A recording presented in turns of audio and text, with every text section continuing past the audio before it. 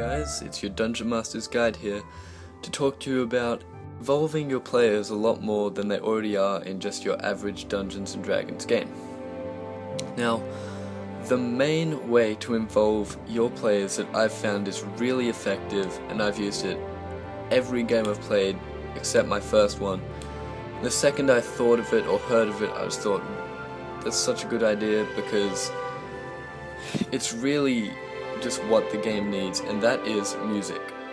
I usually use the Elder Scrolls Oblivion Soundtrack by Jeremy Soule, and it just works so well. I use that in the background of most of my videos also, so props to them. It's such a good soundtrack. It has calm music, action music for encounters, and just a whole variety of them all.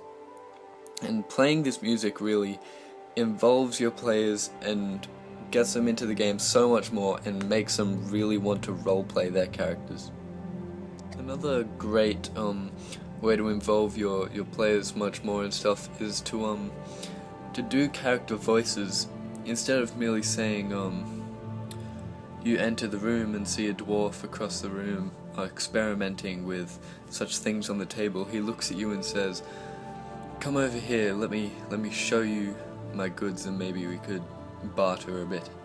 Instead of saying that, you could do such and then have the dwarf, mind my very bad voice acting skills here, go, "Come over, take a look at my goods, maybe I could interest you in a barter."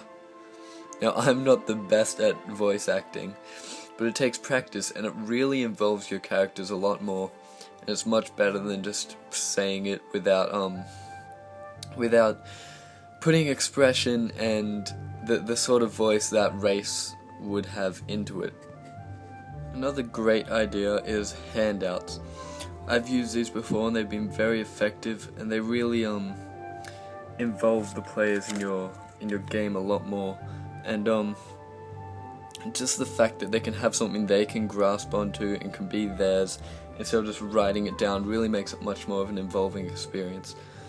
So let's say they're walking along this crossroad and suddenly along the floor blows a piece of paper, and the elf at the front picks it up, and this is just something I did quickly, and they see this and suddenly they're like, "Whoa, okay," and it could have details down here, and they'd go find it, and that could lead them into their dungeon or something.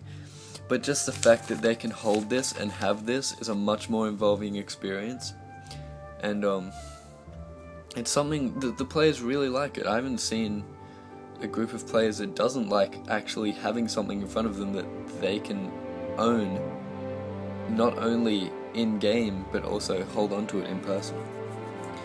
So these are just a few examples of things you can do to get your players more involved in the game and stuff like that. Thank you for watching. If you're wondering why I'm always using the map that comes with the red box, it's because our laminated grid board that we usually use, I don't have it at the moment. It's at one of my players' houses. So thank you for watching, and I'll see you guys next time.